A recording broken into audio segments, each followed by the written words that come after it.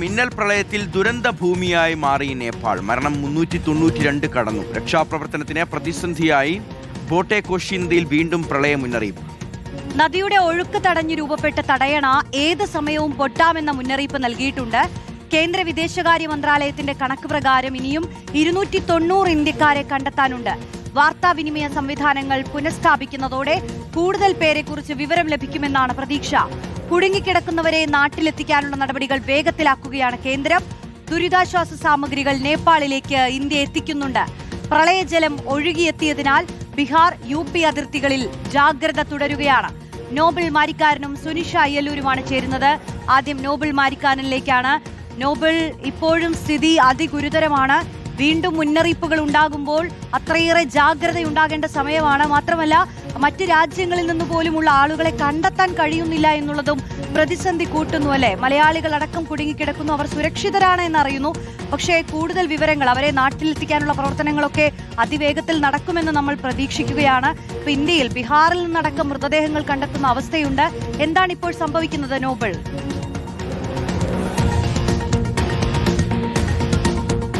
Roshy Shihas, good morning. എന്താണെങ്കിലും നേപ്പാളിലെ മഹാപ്രളയവുമായി ബന്ധപ്പെട്ടുകൊണ്ടുള്ള ഞെട്ടിക്കുന്ന വാർത്തകൾ തന്നെയാണ് ഇന്നും വന്നുകൊണ്ടിരിക്കുന്നത്. ഏറ്റവും പ്രധാനപ്പെട്ട കാര്യം, മരണസംഖ്യ ഉയരുന്നു എന്നാണ്. 392ലേക്ക് മുകളിലേക്ക് മരണസംഖ്യ ഉയരുന്ന സാഹചര്യമാണ് ഇപ്പോൾ ഉള്ളത്. പല മൃതദേഹങ്ങളും പലയിടത്തുനിന്ന് ഇപ്പോഴും കണ്ടെത്തുന്നുണ്ട് എന്നാണ് നമുക്ക് അറിയാൻ കഴിയുന്നത്. അങ്ങനെയാണെങ്കിൽ വരും മണിക്കൂറുകളിലും വീണ്ടും ഈ പറഞ്ഞ മരണങ്ങളുടെ എണ്ണത്തിൽ വലിയ വർധനവ് ഉണ്ടാകാനുള്ള സാധ്യത തന്നെയാണുള്ളത്. കാരണം ഏറെക്കുറെ 800-ലധികം ആളുകളെ കാണാതായിട്ടുണ്ട് എന്നാണ് അനൌദ്യോഗികമായ കണക്കുകൾ തന്നെ വ്യക്തമാക്കുന്നത്. ഏതാണെങ്കിലും ഇവരെ കണ്ടെത്താൻ വലിയ തിരച്ചിൽ തന്നെയാണ് നടന്നുകൊണ്ടിരിക്കുന്നത്. ഇതൊരു ചെറിയ ഏരിയയല്ല. കാരണം ആ പ്രദേശത്ത് നിന്ന് വലിയ തരത്തിൽ മണ്ണ് ഒലിച്ച് അല്ലെങ്കിൽ വെള്ളം ഒലിച്ച് ഇന്ത്യൻ അതിർത്തി വരെ എത്തുന്ന സാഹചര്യം ഉണ്ട്. അതുകൊണ്ട് വലിയ തരത്തിൽ മരണസംഖ്യ ഉയർന്നേക്കും. അത്തരത്തിൽ രക്ഷാപ്രവർത്തനം അടക്കം ദുഷ്കരമാണ് എന്ന് മനസ്സിലാക്കുന്നു. ഒരു വശത്ത് പാലങ്ങൾ തകർന്നു, റോഡുകൾ തകർന്നു, അതുപോലെ ഗതാഗത സംവിധാനങ്ങളെല്ലാം താറുമാറായി കിടക്കുന്നു. അതോടൊപ്പം തന്നെ വലിയ ആഴത്തിൽ, വലിയ കട്ടിയിൽ മണ്ണും ചെളിയും ഒക്കെ വന്ന് അടിഞ്ഞു കിടക്കുന്നതൊക്കെ വലിയ തരത്തിൽ രക്ഷാപ്രവർത്തനത്തെ പ്രതികൂലമായി ബാധിക്കുന്നുണ്ട്. സൈന്യത്തിന്റെ അധിക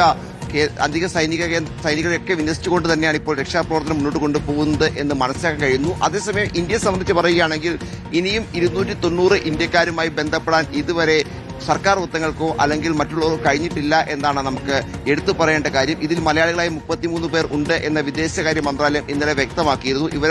ഇവരെ കണ്ടെത്താൻ കഴിഞ്ഞില്ല എന്ന് പറയുമ്പോൾ ഇവർക്കെതിരെ അപകടം പറ്റിയെന്ന കാര്യത്തിൽ ഇന്ത്യ സ്ഥിരീകരിക്കുന്നില്ല. മറിച്ചൊരു പക്ഷേ ഇവർക്ക് ആശയവിനിമയ സംവിധാനങ്ങൾ ഇല്ലാത്തതുകൊണ്ട് ബന്ധപ്പെടാൻ കഴിയാത്ത അടക്കമുള്ള പ്രതിസന്ധികളാകാം എന്നാണ് വിലയിരുത്തപ്പെടുന്നത്. ഒരുപക്ഷെ എവിടെയും കുടുങ്ങിക്കിടക്കുന്നതാകാം എന്ന സംശയമൊക്കെ ഉണ്ട്. എന്താണെങ്കിലും ഇവർ വരും മണിക്കൂറുകൾ ഒരുപക്ഷെ ആശയവിനിമയ സംവിധാനങ്ങൾ, മൊബൈൽ നെറ്റ്വർക്ക് അടക്കമുള്ള കാര്യങ്ങൾ തിരിച്ചെത്തുന്നതോടെ ഒരുപക്ഷെ ഇവരെ ബന്ധപ്പെടാൻ കഴിഞ്ഞേക്കും എന്ന പ്രതീക്ഷയാണ് എന്താണെങ്കിലും ഉള്ളത്. തമിഴ്നാട്ടിൽ നിന്ന് 85 പേരുണ്ട്. അതോടൊപ്പം പശ്ചിമ ബംഗാളിൽ നിന്ന് 32 പേരുണ്ട്. അങ്ങനെ കാണാനുള്ള നിരവധി ആളുകൾ, ഇനി കടത്താൻ നിരവധി ആളുകൾ ഉണ്ട്. 290ഓളം ആളുകൾ ഉണ്ട് എന്നാണ് ഇപ്പോൾ വിദേശകാര്യ മന്ത്രാലയം വ്യക്തമാക്കുകയും ചെയ്യുന്നത്. അതേസമയം നേപ്പാളിന് ഇന്ത്യ കൂടുതൽ സഹായം നൽകുന്നത് തുടരും എന്ന് മനസ്സിലാക്കാൻ കഴിയുന്നു. ഇന്നിപ്പോൾ ഒരു വിമാനം കൂടി അവശ്യ സാധനങ്ങളുമായി അങ്ങോട്ട് പുറപ്പെടും എന്നാണ് അറിയാൻ കഴിയുന്നത്. ഇന്നലെയും കഴിഞ്ഞ ദിവസവുമായി 2 വിമാനങ്ങളായി 47 ടണ്ണിലധികം അവശ്യ വസ്തുക്കൾ, മെഡിസിൻ അടക്കമുള്ളവ നേപ്പാളിൽ എത്തിച്ചിരുന്നു. ഇന്നും ഇപ്പോൾ അത്തരത്തിൽ വ്യോമസേന വിമാനം പോകാൻ സജ്ജമായി തന്നെയാണ് ഉള്ളത് എന്ന് അറിയാൻ കഴിയുന്നുണ്ട്. അതോടൊപ്പം തന്നെ ബെയിലി പാലം നിർമ്മിക്കാൻ വേണ്ട സാമഗ്രികളൊക്കെ, കാരണം പലയിടത്തും പാലങ്ങൾ തകർന്ന ഒരു സാഹചര്യമുണ്ട്.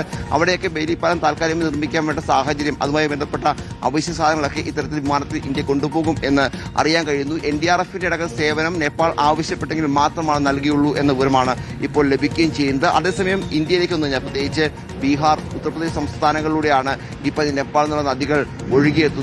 കഴിഞ്ഞ ദിവസം ഈ പറഞ്ഞ പ്രധാനപ്പെട്ട ഗണ്ഡക് നദിയിൽ നിന്ന് 3 മൃതദേഹങ്ങൾ ലഭിച്ചിരുന്നു. അത് മോർച്ചറിയിലേക്ക് മാറ്റിയിട്ടുണ്ട്. നേപ്പാളിന്റെ പ്രളയത്തിൽ നിന്ന് ഒഴുകി വന്നതാണ് എന്നൊരു സംശയമാണ് ഇതിൽ. അതൊരു ഔദ്യോഗിക സ്ഥിരീകരണം ഇതുവരെ എത്തിയിട്ടില്ല. നിലവിൽ മോർച്ചറിയിലാണ് മൃതദേഹമുള്ളത്. അതോടൊപ്പം തന്നെ ബീഹാറിലൊക്കെ ആണെങ്കിൽ പോലും പലയിടത്തും പ്രത്യേകിച്ച് ഈ വെള്ളപ്പൊക്ക സാധ്യത അടക്കം ഉള്ളതുകൊണ്ട് ഏറെക്കുറെ 5000 പേരെ കഴിഞ്ഞ ദിവസം മാറ്റി പാർപ്പിച്ചിരുന്നു. കൂടുതൽ ദുരിതാശ്വാസ ക്യാമ്പുകളടക്കം സജ്ജീകരിച്ച് നിർത്തിയിട്ടുണ്ട്. മുഖ്യമന്ത്രി സാമ്രാട്ട് ചൌധരി കാര്യങ്ങൾ കൃത്യമായി നേരിട്ടെത്തി നിരീക്ഷിക്കുന്ന സാഹചര്യം ഉണ്ടായി. ഉത്തർപ്രദേശിലും യോഗി ആദിത്യനാഥ് എല്ലാ തരത്തിലുള്ള നിരീക്ഷണങ്ങൾ നടത്തിക്കൊണ്ടിരിക്കുന്നു. സർക്കാരിന്റെ NDRF അടക്കമുള്ള മറ്റ് സംവിധാനങ്ങൾ 2 സംസ്ഥാനങ്ങളിലും സജീവമായി നിൽക്കുന്നുണ്ട്. ഏതാണെങ്കിലും നിലവിൽ ഇന്ത്യൻ സൈഡിലേക്ക് ഇന്ത്യയിലേക്ക് മറ്റ് പ്രതിസന്ധികൾ എത്തിയിട്ടില്ല എന്നാണ് നമുക്ക് മനസ്സിലാക്കാൻ കഴിയുന്നത്. പക്ഷേ വരും മണിക്കൂറുകളിലും അത്തരത്തിൽ സാധാരണയിലേക്ക് സാഹചര്യം മാറും എന്ന് പ്രതീക്ഷിക്കപ്പെടുന്നു. നേപ്പാളിലാണെങ്കിൽ വീണ്ടും പ്രളയ മുന്നറിയിപ്പ് അടക്കം ഉണ്ട് എന്നത് നമ്മൾ ഈ ഘട്ടത്തിൽ എടുത്തു പറയേണ്ടതാണ്. പ്രത്യേകിച്ച് അവിടെ നമുക്ക് അറിയാൻ കഴിയുന്നത് കോശി നദിയിൽ വീണ്ടും പ്രളയ മുന്നറിയിപ്പുണ്ട്. താൽക്കാലിക മായി തന്നെ അവിടെ ഒരു